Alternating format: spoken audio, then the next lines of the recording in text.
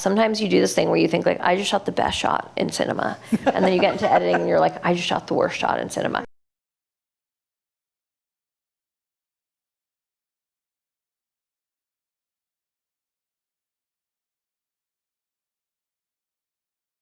When did you first read this book? I read the book when I was 10 in 1996. I found it at the Barnes & Noble. There it is. Did it look like that?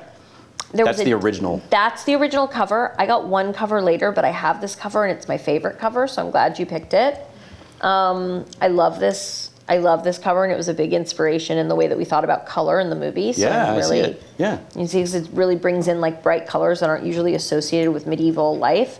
So I read the book when I was 10. I just saw it on the new paperback releases YA section, and I was just totally transfixed. And it took me away, the way that things like, you know, the way that a book can totally transport you when you're a kid, and you can spend a full afternoon just in a book and then read it again the next afternoon. And it just became something that I read over and over, thought about. When Girls came out and people were sort of saying like, well, what would you want to make next? Is there a piece of IP you'd want to adapt? And this is the book that I mentioned. It's a very slim first-person account of a year in a medieval teenager's life. So I don't think anyone was particularly thrilled with my choice, but it's what I wanted to do. And I reached out to the author, Karen Cushman, and I made the decision because she was willing to give them to me at a very reasonable cost, and it was very, and the relationship was really organic. I made the decision to option the book myself because I wanted to make sure that nobody else could take it away from me, or like it was too special to me to be beholden to anybody else. And so I thought, even if this never gets made, I won't regret sort of betting on myself in this moment. We have seen so much of medieval life depicted through the lens of monks or kings or men in the Crusades that we forget that like domestic life was actually colorful and beautiful and not just marred by the plague and Catholicism. That's just delete that. Just delete it.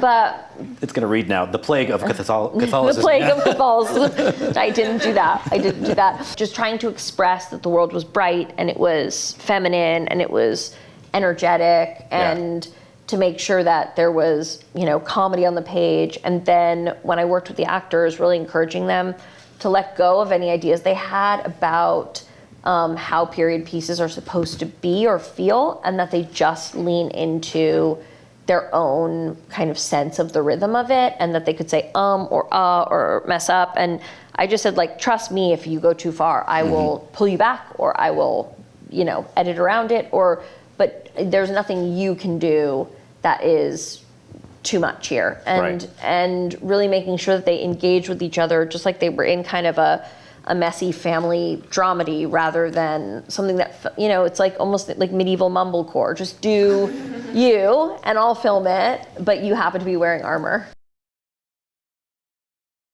Sometimes you do this thing where you think like, I just shot the best shot in cinema. And then you get into editing and you're like, I just shot the worst shot in cinema.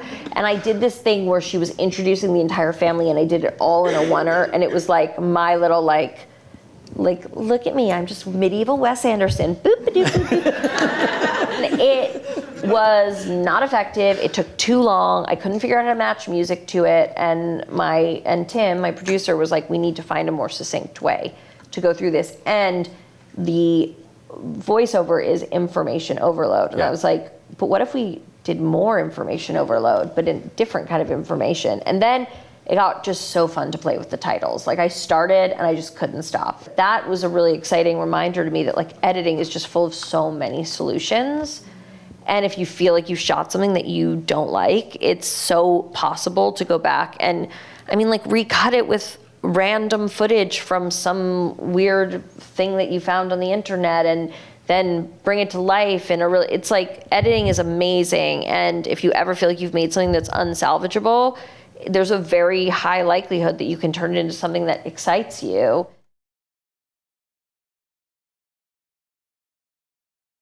I think the other thing that you said that's really important about how do you do it and go in and then come out and not feel insane is like, I wish that I could say that I had nailed that already. Like, sometimes I go like, I'm amazing, I'm a robot. I can go write the saddest scene in the world and then take my dog to the dog park.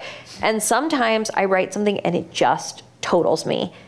It is an emotional exercise, and it is a spiritual exercise, and that is complicated.